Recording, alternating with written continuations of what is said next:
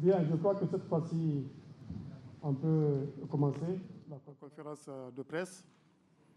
Je disais donc que nous sommes au terme de cette conférence des partenaires du G5 Sahel.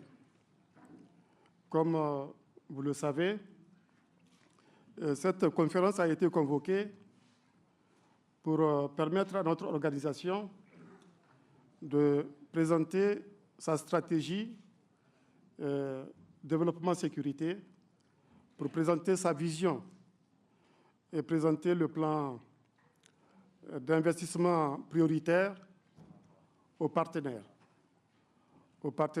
traditionnels, qu'ils soient bilatéraux, multilatéraux ou privés, et même aux partenaires non traditionnels, notamment les fonds souverains et les pays émergents. Le plan d'investissement prioritaire, comme vous le savez, vise 4 axes. L'axe relatif à la sécurité, l'axe relatif à la gouvernance, l'axe relatif aux infrastructures et l'axe relatif au développement humain et à la résilience. Je pense que tous les partenaires ont été sensibles aux préoccupations des 5 pays du G5 Sahel. Des annonces ont été enregistrées de la part des partenaires présents et nous nous réjouissons de ce que la totalité des besoins exprimés dans le PIP, la totalité des besoins est couverte par les différentes annonces faites par les partenaires.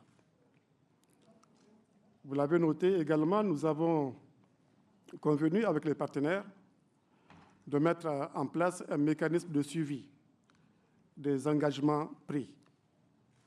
Je voudrais renouveler encore une nouvelle fois les remerciements du G5 Sahel et des 5 chefs d'État de notre organisation pour cette mobilisation, pour cette marque de solidarité en faveur du Sahel. Bien sûr, comme vous l'aurez noté, en plus du pilier relatif au développement, l'autre pilier sur lequel nous travaillons porte sur la sécurité, sur notre espace. Nous sommes en présence depuis plusieurs années des menaces des organisations terroristes, des menaces des organisations criminelles. Face à ces menaces, nous avons mis en place une force conjointe.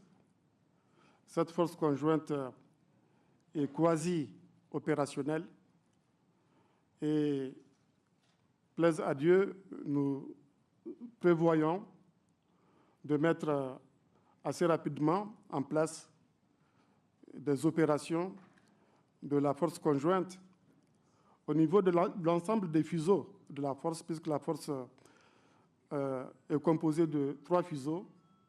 Le fuseau ouest, à la frontière entre la Mauritanie et le Mali, le fuseau centre, aux frontières entre le Mali, le Burkina et le Niger, et le fuseau est, à la frontière entre le Niger et le Tchad.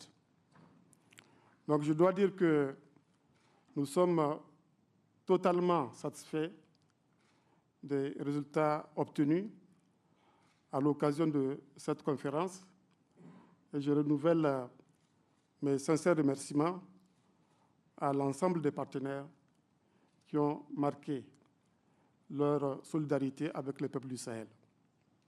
Mais je dois dire aussi que ce soit l'aspect développement ou l'aspect militaire, l'aspect sécuritaire, nous ne pouvons créer les conditions de la stabilisation du Sahel que si nous arrivons à sortir du chaos libyen, cela est bon à rappeler.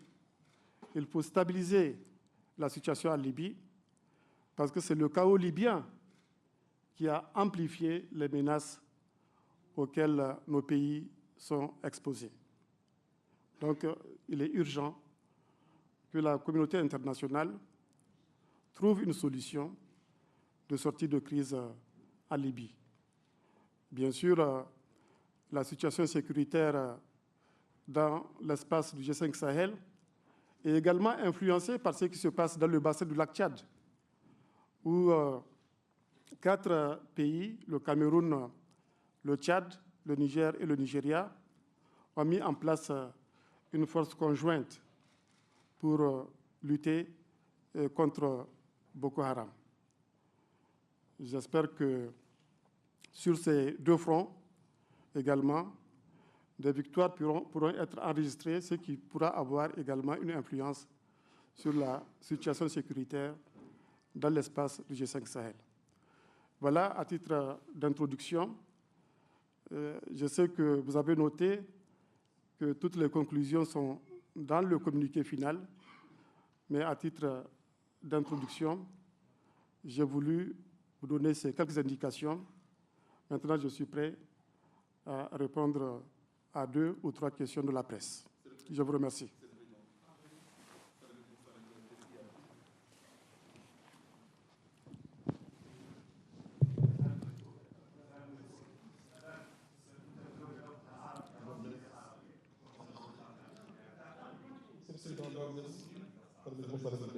Monsieur le Président, est-ce que vous avez obtenu l'engagement de vos partenaires de mobiliser des fonds avant la période prévue pour l'exécution du programme prioritaire, prioritaire qui s'étale de 2019 à 2021? Est-ce que vous allez pouvoir avoir l'argent avant même la fin de ce programme? Parce que les promesses, ça ne finit pas là. Non, je pense que les partenaires avec qui nous travaillons sont des partenaires que nous connaissons bien. C'est des partenaires crédibles. C'est des partenaires qui tiennent généralement leur engagement. Le programme d'investissement prioritaire prévoit des besoins de financement sur les 4 axes que j'ai indiqués à hauteur de 2 milliards environ de dollars. Et les États contribuent, comme cela a été indiqué, à hauteur de 13% dans le financement de ce programme. Et les annonces qui ont été faites couvrent largement le solde des besoins. Je n'ai aucun doute sur notre capacité, ensemble avec les partenaires, à mobiliser ces ressources qui ont été annoncées.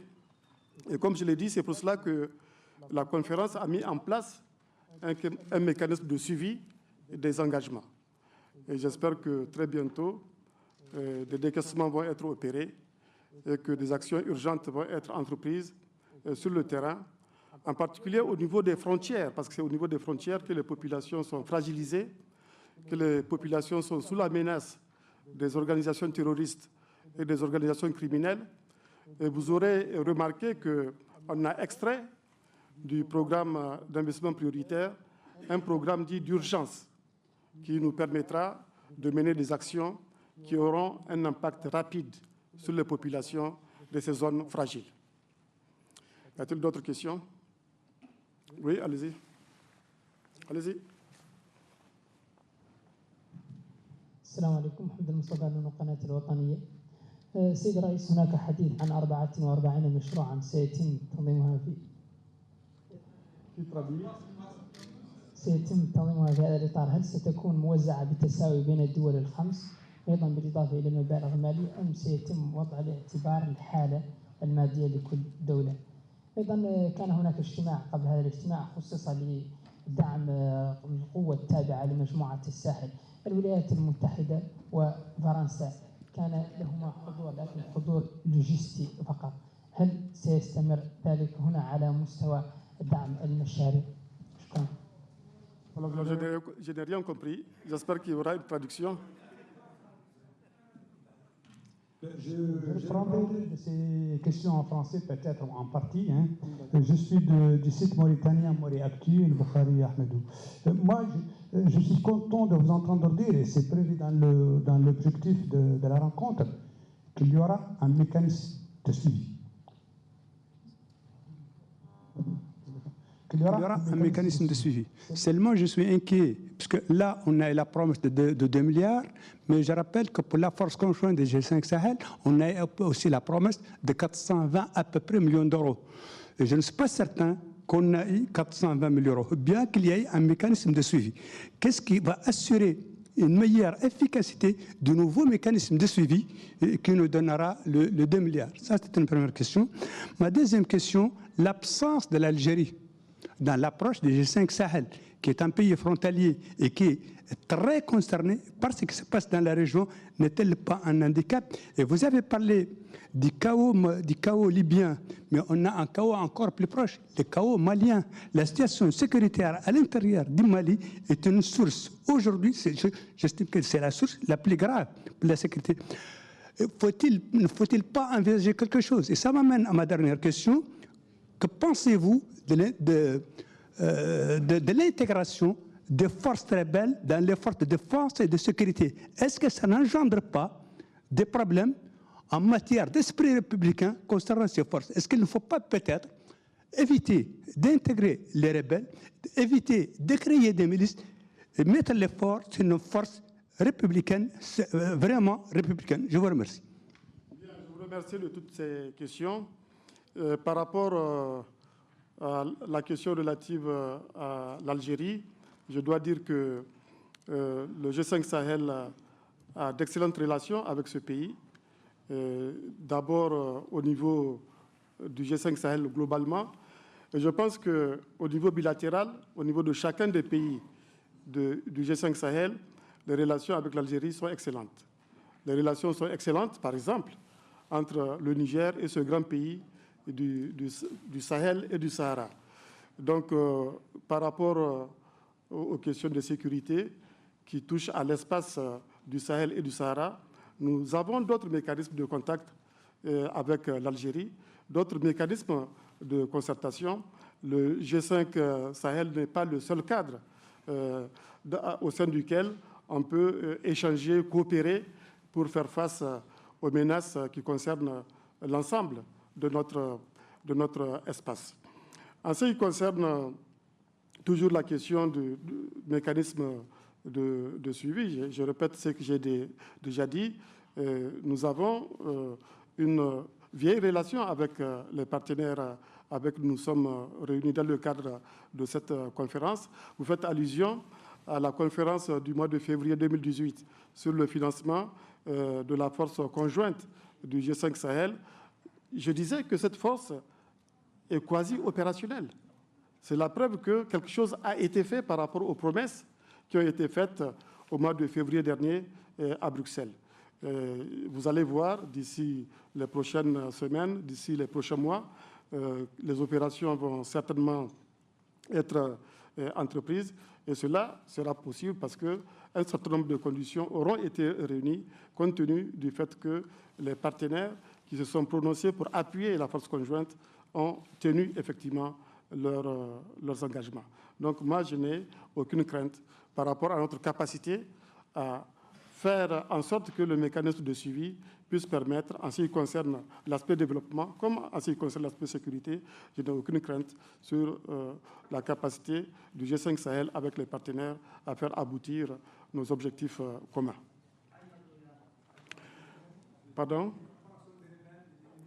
Alors, par rapport à la question sur les rebelles, j'imagine que vous faites allusion aux mouvements armés maliens qui ont conclu un accord de paix avec le gouvernement malien dans le cadre des accords d'Alger.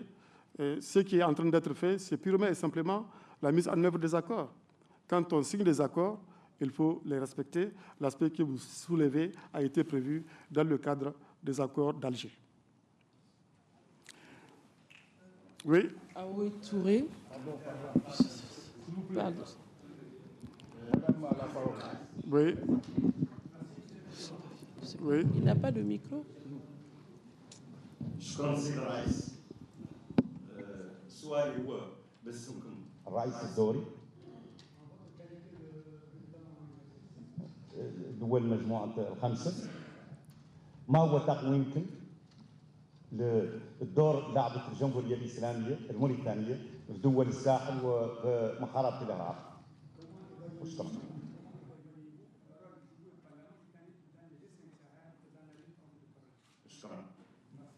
Bien, la Mauritanie joue un rôle central au sein du G5 Sahel. La Mauritanie, je ne trahis pas un secret, est à la base d'ailleurs de la création du G5 Sahel. Et vous verrez d'ailleurs, par exemple, au niveau de certaines institutions, comme le Collège de défense, qui a son siège ici à Nouakchott, c'est une initiative mauritanienne qui a été élargie à l'ensemble du G5 Sahel. Donc la Mauritanie est un partenaire important de notre institution qui joue un rôle clé, aussi bien sur le plan du développement que sur le plan de la sécurité, y compris en ce qui concerne la participation de la Mauritanie à la force conjointe, puisque, comme je l'ai dit, la force conjointe est divisée en plusieurs fuseaux, en 3 fuseaux. Le fuseau Est, Tchad-Niger, le fuseau Centre, Niger, Burkina, Mali, et le fuseau Ouest, Mali, Mauritanie. Et au niveau du fuseau Ouest, la Mauritanie joue un rôle central. Monsieur le Président. Bon, ça sera la dernière question, s'il vous plaît. Voilà. On va veiller à l'égalité du genre, je crois. Aoui Touré, télévision du Mali. On aura entendu dans la salle que le destin des 85 millions de personnes composant l'espace G5 Sahel se jouera à partir de Nouakchott. Une question optimiste. Là, on aura remarqué une générosité inégalée. Vous vous attendiez peut-être à 1 milliard, près de 2 milliards d'euros pour la contribution au financement des projets prioritaires. Ils sont allés au-delà. La récolte se chiffre à plus de 2 milliards d'euros. Est-ce à dire qu'à partir de Nouakchott, de ce 6 décembre 2018, nous, population de l'espace G5 Sahel, notre quotidien, ou sinon notre avenir, ressentira cette collecte de fonds, puisque vous avez fait cette collecte en notre nom de l'espace G5 Sahel. Merci, Monsieur le Président. Vous savez, le combat que nous menons, que ce soit sur le plan du développement ou sur le plan de la sécurité, est un combat de longue haleine.